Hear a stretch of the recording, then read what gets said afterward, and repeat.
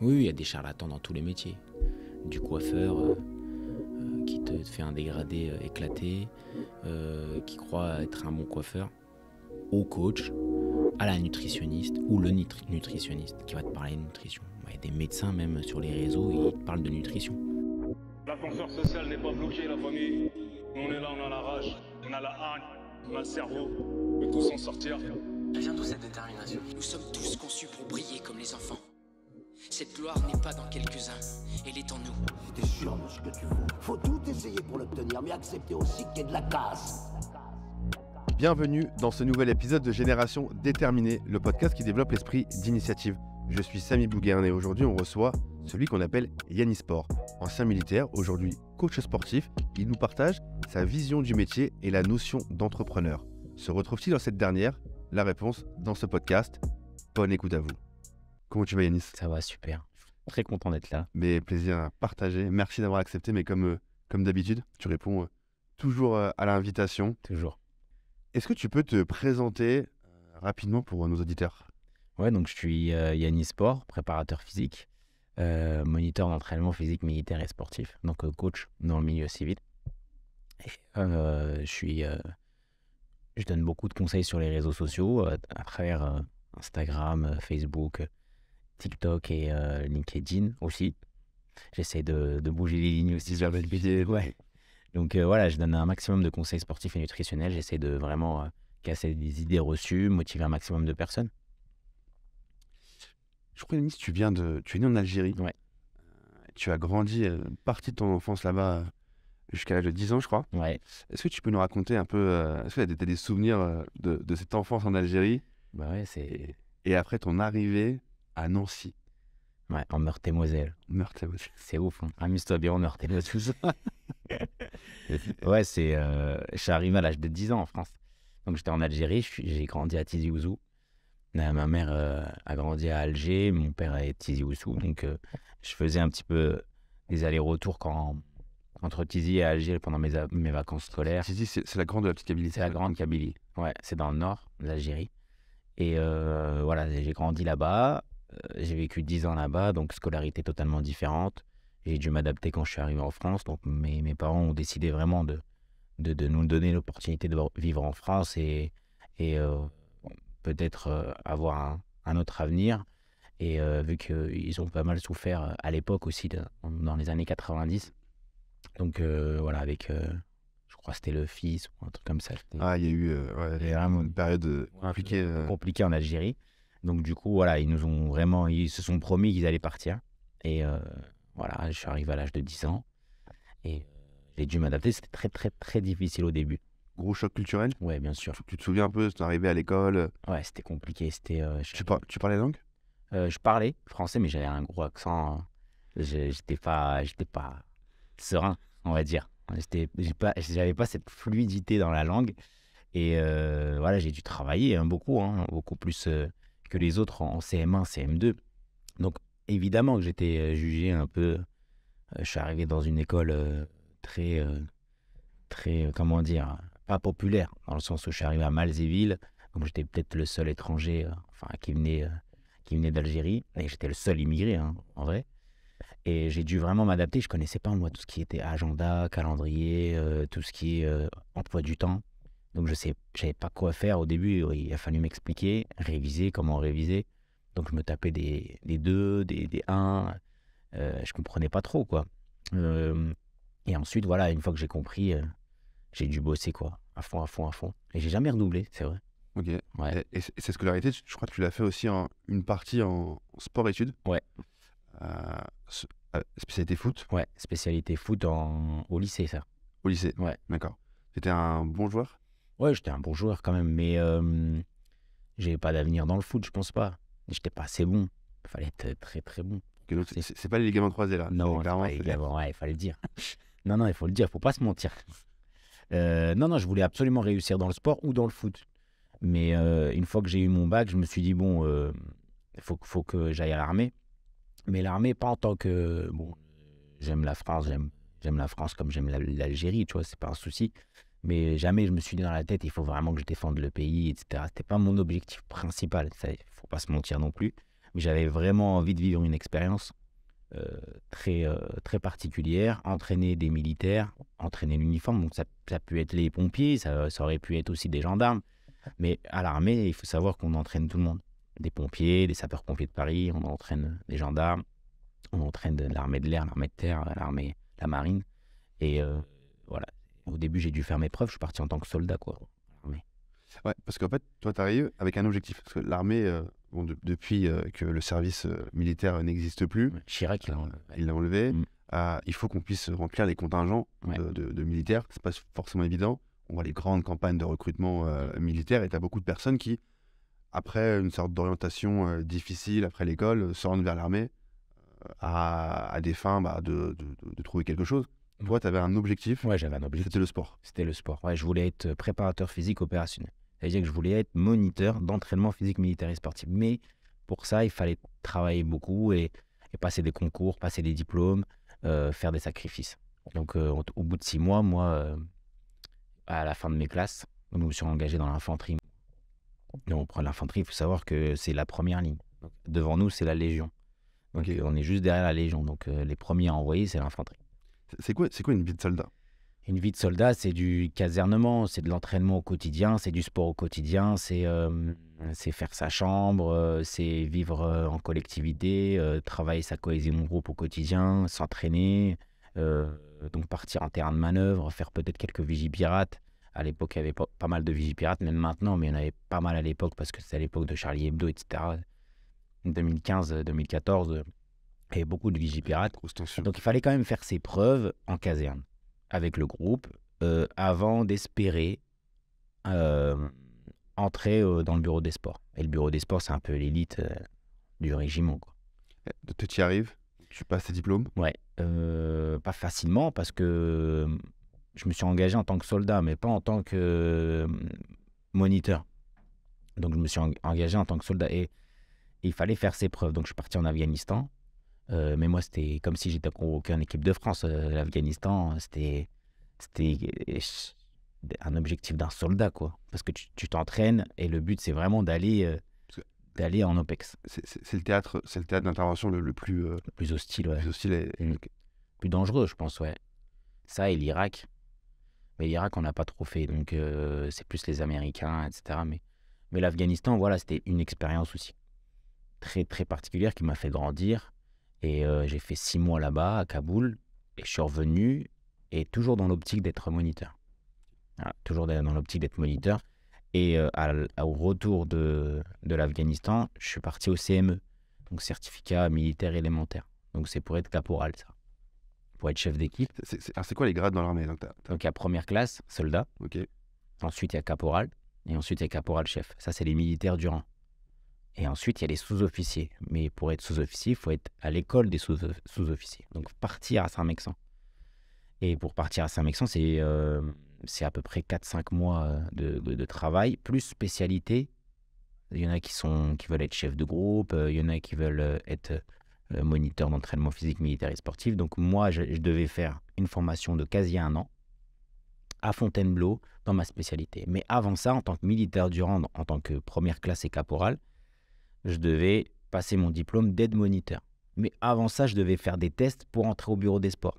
Et pour entrer au bureau des sports, il faut faire des performances sportives plus qu'un soldat. Déjà, un soldat, c'est sportif. Il faut être plus fort qu'un soldat.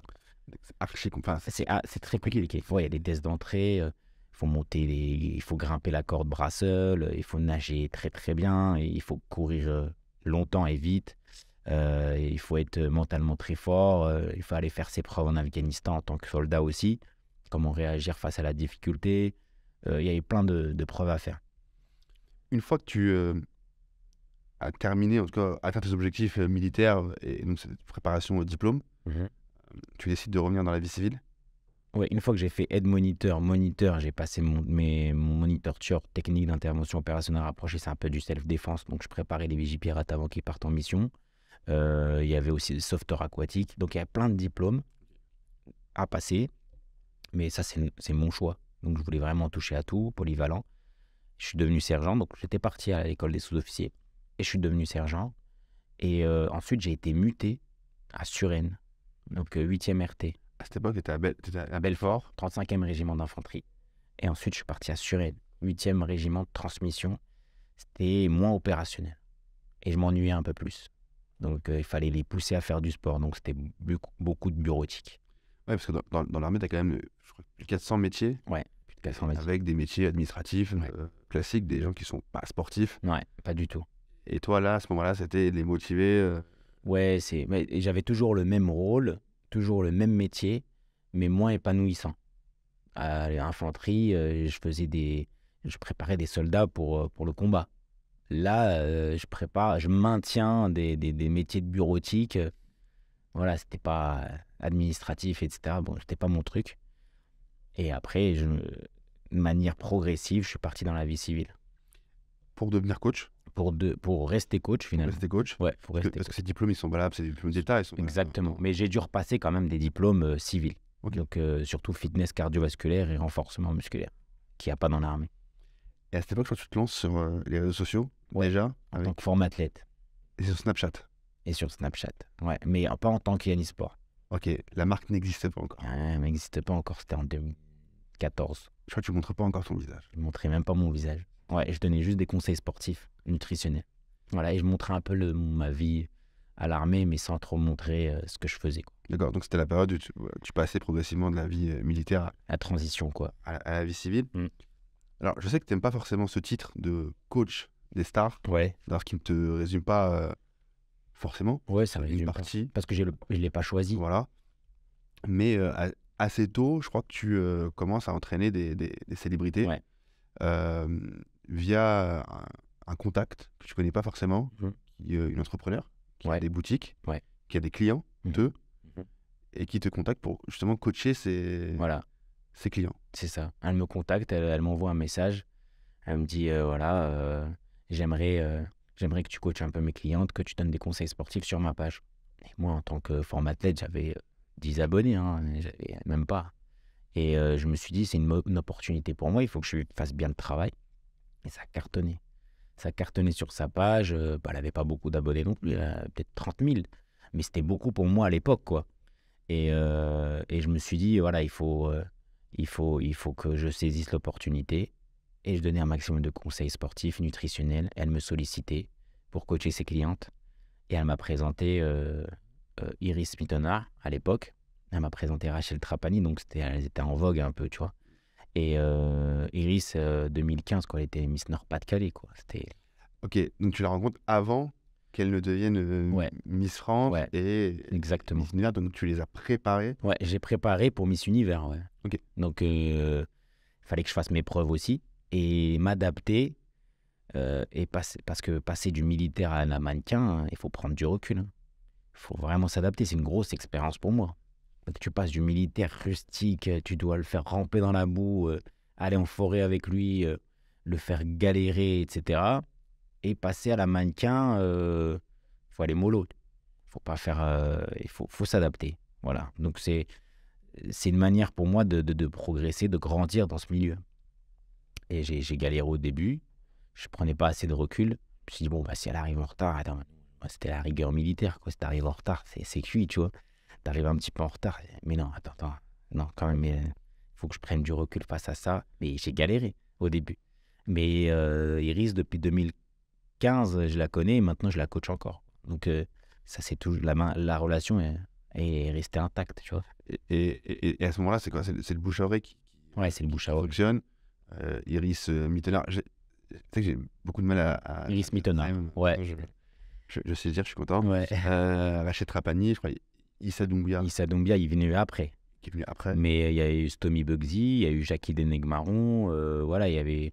parce que Rachel m'a présenté Stomy m'a présenté Jackie. C'était du bouche. Quand tu fais du bon travail dans la vie, normalement, tout se passe comme prévu, quoi.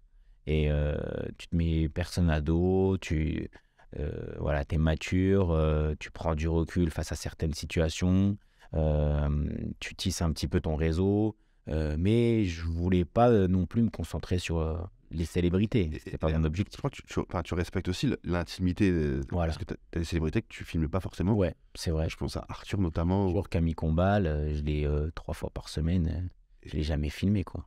Il y a des ministres que j'ai eus, je filme pas. Parce que voilà, je suis passé outre. Et c'est en 2023, voilà, j'ai grandi aussi. Je me dis pas, voilà, il faut que je m'affiche avec des personnalités, quoi. C'est kitsch un peu de mon côté, hein. Après, c'est toujours bien de commencer, hein. J'encourage les autres coachs à rester eux-mêmes, à le faire s'ils veulent, il n'y a pas de souci. Mais voilà, moi, c'est plus mon état d'esprit. Bon, après, je me montre toujours avec eux de temps en temps, il n'y a pas de souci. Mais il ne faut pas que ça soit mon outil de communication. Parce que même ça, je pense que ça pourrait mettre des barrières aux personnes. Alors, ma communauté, par exemple. Moi, ma communauté, c'est monsieur et madame tout le monde. La personne anonyme qui vient, qui a envie de s'entraîner. Ouais. Tu entraînes tout le monde. C'est ça. J'entraîne tout le monde, ouais. De la plus sédentaire à la plus sportive, du plus sportif au plus sédentaire. Voilà. De la personne en surpoids à la personne en maigreur. Je veux toucher tout le monde, même les personnes âgées. Et je crois, alors ta salle de sport, elle est à une adresse un peu particulière, sur les Champs-Élysées. Ouais, je suis en partenariat avec eux, ouais. D'accord, c'est un hôtel? Ouais, un hôtel de luxe. Et j'ai ma salle de sport là-bas. En fait, je m'occupe un peu de la salle de sport. Et c'est venu grâce notamment, parce que je crois qu'à cette période-là, tu commences à construire la marque Yannisport. Ouais. Et il y avait la transition, ouais. Quand la presse commençait à s'intéresser à ce que je faisais avec Iris et tout. Voilà, je commençais à me montrer un peu. Et là tu as commencé à ce que les marques aient un intérêt pour toi. Voilà. Et pour travailler sur des partenariats. Ouais, ça aurait eu une barrière à un moment donné. Si tu te montres pas. Bien sûr. Bah oui, tu es invité en plateau télé, tu es obligé de te montrer. Et les différents concepts, tu es un grand fan de concepts. Ouais. Tu en as lancé beaucoup. Comment ça t'est venu ces concepts? À quel moment tu t'es dit, bah, j'ai ma salle, j'ai des personnalités que j'entraîne, mais j'ai aussi des personnes anonymes et j'ai une communauté qui se crée. Il faut faire des concepts. Ouais, il fallait absolument que je me détache de cette étiquette coach des stars. Parce que coach des stars, tout le monde peut le faire. Tout le monde peut être coach des stars. De personnalité, ce que tu veux. C'est pas forcément des stars, mais c'est des personnalités publiques qui ont de la visibilité. Et je voulais pas être ce coach de... Parce que les gens m'invitaient, les marques m'invitaient parce que j'étais le coach d'eux. Et ça me titillait un petit peu. Je me suis remis en question. Je me suis dit, bon, qu'est-ce que tu sais faire? Qu'est-ce que tu sais faire en vrai à part coacher des personnalités? Donc, tu dois lancer des concepts et montrer ce que tu sais faire. Et donc, à travers mes conseils sportifs nutritionnels qui étaient un peu à part, et je commençais à me détacher un petit peu. Et je lançais des concepts ouverts pour tous, à travers les marches de Montmartre, la marche des champions. La marche des champions est venue après. Faire des marches avec mon frère, c'était vraiment montrer le dépassement de soi, conseiller techniquement et rentrer dans les détails pour faire atteindre les objectifs de chacun. Donc vraiment, je voulais vraiment me concentrer dessus. Alors, la marche de Montmartre, la marche des champions, il y a également la méthode BTC. Ouais. Bloque ton cerveau. Ouais. Il y a un livre qui est sorti. Finalement, tout ça, on le voit, c'est assez inspiré de l'armée, Ouais. de l'infanterie. Ça vient, tout ce que je fais, ça vient de l'armée. De toute façon. Okay, donc tu puisses ton inspiration dans ton passé, finalement, et pour construire des concepts et faire fonctionner. J'ai grandi sportivement à l'armée, quoi. Sportivement, mentalement, j'ai grandi à l'armée. Le fait de bloquer son cerveau vient de l'armée. Parce qu'on dit toujours verrouille ton cerveau, à un moment donné, verrouille. Bloquer son cerveau, c'est vraiment empêcher toutes les ondes négatives d'y pénétrer, quoi. Ça veut dire qu'on ferme toutes les portes du cerveau et on se concentre face à un objectif unique. Et tout le monde a déjà bloqué son cerveau au moins une fois. Ouais, je pensais à toi ce matin, en arrivant, il y avait l'escalator et les escaliers. Ouais. Et je me suis dit, on reçoit Yanis, je vais faire cet effort. Ouais, donc je vais prendre les escaliers. C'est gentil. Mais finalement, c'est vrai que ça fonctionne. C'est un Toi, mindset. tu te dis, en fait, bah, ok, là, je fais le choix, vas-y, j'y vais. Et mon cerveau, il est focus sur cet objectif. C'est un mindset. Quelques petits escaliers, hein, mais ça fonctionne aussi. Ouais, c'est un mindset. Le BTC, c'est un mindset au quotidien. C'est un état second aussi de dépassement de soi. Mais aussi, le BTC peut s'activer face au tiroir rempli de bonbons, face au frigo, et on pense au BTC. On doit se concentrer. Pour l'activer, il faut se concentrer sur le BTC. Il faut se dire quels sont mes objectifs. Il faut absolument que je les atteigne et comment faire pour les atteindre. Déjà, c'est commencer par ne pas grignoter. Ça, c'est un truc simple, basique. Voilà. Je vais boire que de l'eau. Cette journée, je vais me fixer un objectif. Je vais boire que de l'eau. Je ne vais pas prendre de coca. Je ne vais pas prendre de boisson gazeuse ni sucrée. Ensuite, je ne vais pas grignoter. Bon, ça, c'est un objectif. Ça, c'est fait. Et ensuite, je vais faire peut-être une petite activité. Pour commencer, c'est quoi? Bon, bah, comme tu as fait, c'est esquiver les escalators, les ascenseurs. Ça, c'est un effort. Mais ça, je me rends service, hein. Les gens, quand ils font ça, ils se rendent service à eux-mêmes, en vrai. Même les petits efforts cumulés, Les finalement. petits efforts entraînent de gros efforts, de gros objectifs. Il est là le truc. Donc les gens, ils n'arrivent pas à capter en fait que la santé est primordiale. Et plus on bouge, plus on vit longtemps. Et on n'arrête pas le sport parce qu'on vieillit. On vieillit parce qu'on arrête le sport. C'est ça mon état, comment dire, mon état d'esprit actuel. Et cette méthode, d'ailleurs, tu as écrit un livre. Ouais. Donc, après les réseaux sociaux, tu as dit, je vais capitaliser et écrire ce livre. Je crois que c'est bien vendu, d'ailleurs. Enfin, Oui, ça va, ça va. Franchement, après, tu t'attends toujours en tant que compétiteur à beaucoup de ventes, mais quand il n'y a que ta communauté, et encore une fois, malheureusement, tu sais, il y a des gens qui vont lancer des livres, ils ont une attachée de presse particulière qui va... Moi aussi, j'ai une attachée de presse, etc. Mais on n'a pas non plus fait en sorte que j'ai une grosse com. Donc, c'était ma com à moi et c'était mon réseau à moi qui a fait ma com, en vrai, de vrai. Mais je regrette pas, c'était magnifique, c'était une superbe aventure. mais c'était choisi. Pardon? C'était choisi, cette stratégie de... Ouais, ouais. En fait, j'aime bien l'impro aussi. Je fais les choses naturellement, tu vois. Donc, voilà, j'ai lancé mon livre, j'ai lancé La Marche des Champions, j'en ai signé plein. Il est sorti en plein Covid, donc j'ai pas fait de séance dédicace. Ça s'est pas vendu au bon moment, mais il a bien marché quand même. Je suis content. Là, je suis sur mon 2e livre. Donc, petit exclu, sorti écriture Ouais, d'un 2e livre. un 2e livre. J'aimerais bien rentrer un peu plus dans le détail du BTC, du mindset de manière générale, de la manière de réfléchir, du mode de vie, mettre l'accent sur la santé. Mais le BTC, il faut vraiment que ce soit un terme, quoi. Je suis en BTC activé, là je suis en mode BTC. Il faut que j'active mon BTC pour faire ça. Il faut vraiment, voilà. Rentre dans le langage. Voilà, j'ai activé mon BTC pour venir parce que sinon on n'allait jamais caler le rendez-vous. Tu vois, c'est pareil, c'est un état d'esprit. C'est bon, il faut que je le cale là. Il faut que je joue avec Flo, c'est bon. Je le cale tout de suite là, le 12 avril, il faut que je le cale. C'est vraiment un mindset. Mais ça marche pour tout. De la femme enceinte qui vient d'accoucher, à celui qui veut passer un diplôme, celui qui veut réviser, celui qui il a une tentation, sortir en boîte ce soir et il a un examen demain. Est-ce qu'il va sortir en boîte ou alors, comme le footballeur, pareil, il y a des tentations. Est-ce que je dois m'entraîner? Est-ce que je dois faire un peu de gainage là, vraiment pour me mettre en forme pour demain? Ou est-ce que je dois sortir boire un verre avec mes potes, sachant que c'est un match important demain? Est-ce que c'est une sorte de coach de vie, coaching de vie? Alors, je sais que ça revient beaucoup sur les réseaux sociaux. Qu'est-ce que je déteste ce terme. Oh, ce terme. T'imagines coach de vie? C'est un délire, hein, coach de vie. Non, mais c'est très grave de dire coach de vie. Non, mais t'as plein de gens qui...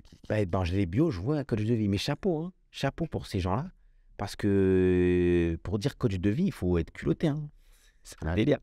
Coach de vie, ça veut dire, si je reprends bien les termes, c'est entraîneur, coach de vie. Ça veut dire il t'entraîne à avoir une vie ou alors à faire une bonne vie. C'est un truc. Alors que la vie de chacun, c'est propre à... Coach de vie. Ça veut dire que t'apprends la vie. T'apprends la vie aux gens. C'est un délire. Ouais, je te jure que c'est un délire. Franchement, c'est très culotté. Mais chapeau, hein. Franchement, il faut être dur.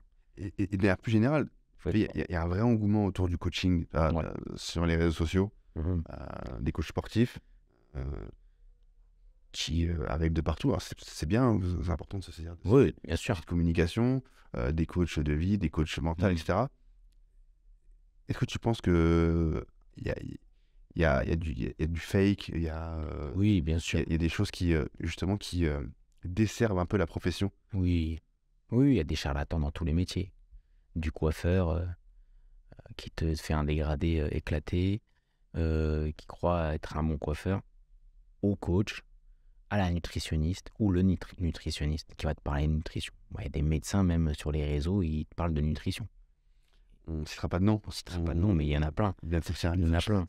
Mais il y a des médecins généralistes qui vont te parler de nutrition. Ils ne sont pas formés dans la nutrition. Ils sont formés sur les bases du métabolisme, il n'y a pas de souci. Ils ont fait des études, on les respecte. Mais il y a des docteurs en nutrition. Il y a des diététiciens maintenant. Ils sont formés dans la nutrition. Alors du coup, est-ce que tu considères que par exemple, un coach qui n'est pas diplômé, qui n'a pas de diplôme, il est coach ou pas? Un mec qui se dit coach de sport, non, il est mais pas qui n'a pas de diplôme? Non, il faut respecter ce métier quand même. On a fait des études.